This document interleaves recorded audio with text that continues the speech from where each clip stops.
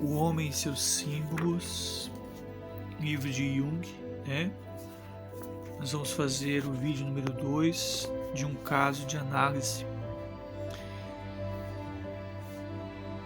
Meu trabalho de análise com Henri durou 9 meses. Tivemos 35 sessões, durante as quais ele contou-me 50 sonhos. Uma análise de duração tão curta é muito rara. Só se torna possível quando sonhos carregados de energia, como os de Henri, aceleram o processo evolutivo.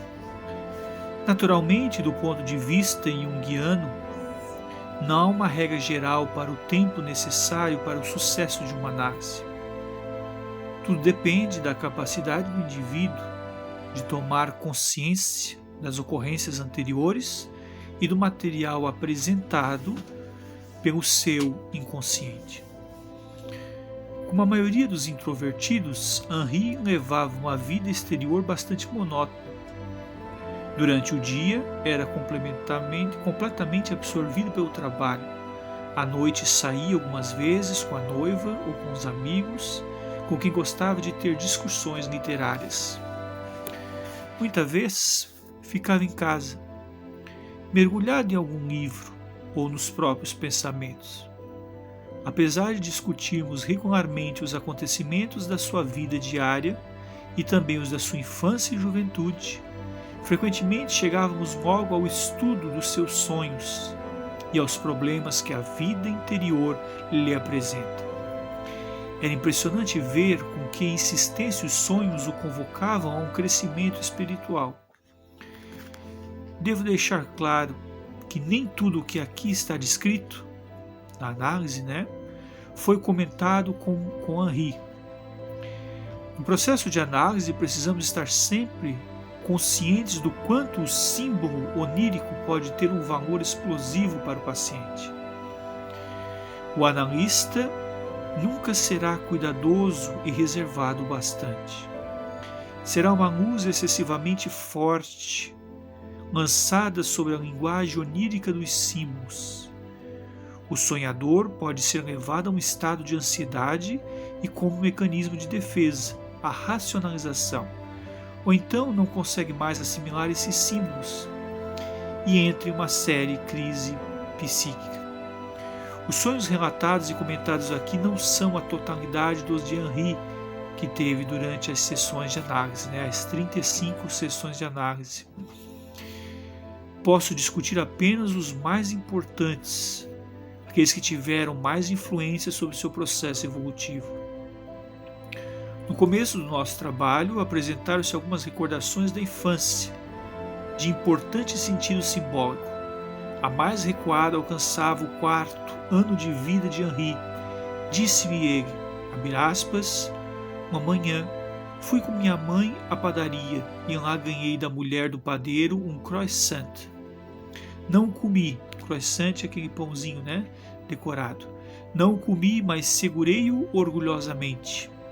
Só minha mãe e a padeira estavam presentes. Assim, eu era o único homem.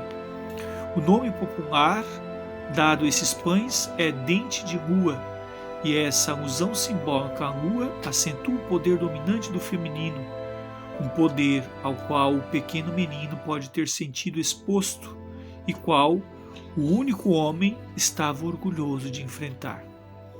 Outra lembrança de sua infância datava aos seus 5 anos. Dizia a respeito à irmã que chegara de exames da escola e o encontrara construindo um estábulo de brinquedo.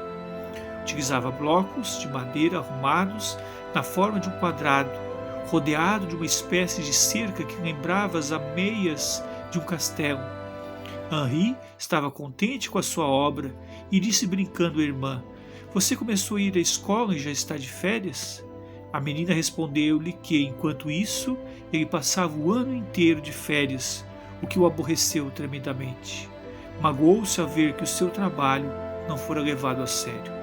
Anos mais tarde, Henri não esquecera a mágoa pungente e o sentimento de injustiça que lhe causava ver a sua construção rejeitada.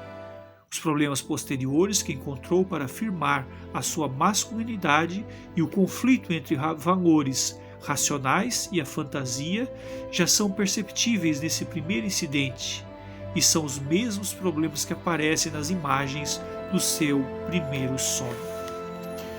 Vamos tentar interpretar essa parte.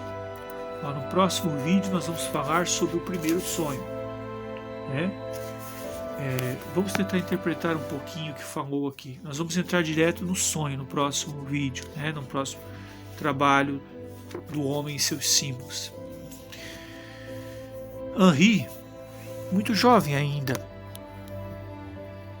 passou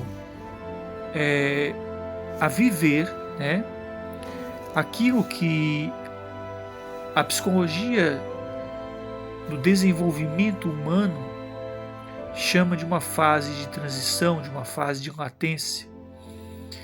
De certa forma, Henri cultivava um pouco da fantasia para atenuar talvez a tristeza ou o desconforto que ele tinha na realidade. Então, de certa forma, Henri se sentiu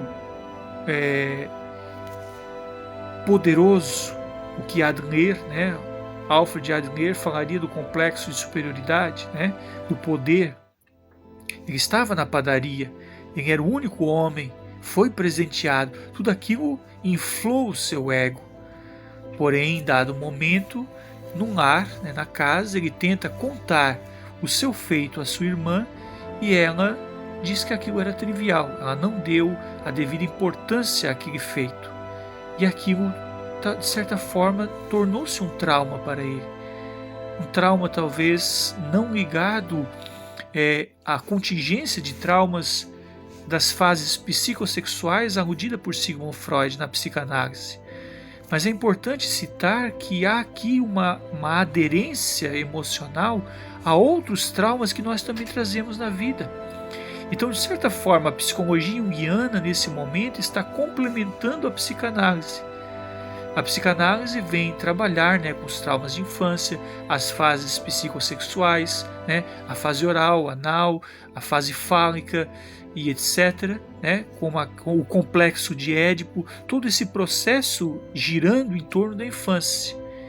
E costumeiramente o trabalho de Carl Jung, né, de Carl Gustav Jung, ele cita mais a maturidade, a individuação. Mas nesse ponto foi interessante, houve um resgate de uma infância. E houve um trauma que não foi exclusivamente ou unilateral de um trauma sexual. Foi um trauma essencialmente moral.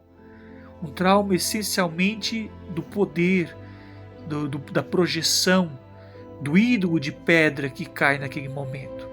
Esse livro, O Homem e Seus Símbolos, ele é um livro, como eu posso dizer, dedicado não somente à psicologia junguiana, mas também aos psicanalistas, porque ele traz um efeito muito importante da simbologia no mundo onírico, no mundo dos sonhos, e como isso está se refletindo continuamente na vida das pessoas que passam pela análise e aqueles que são analistas e exerçam a função, né, a ocupação da psicanálise com amor. Homero Robles de Filho, Moscou no coração.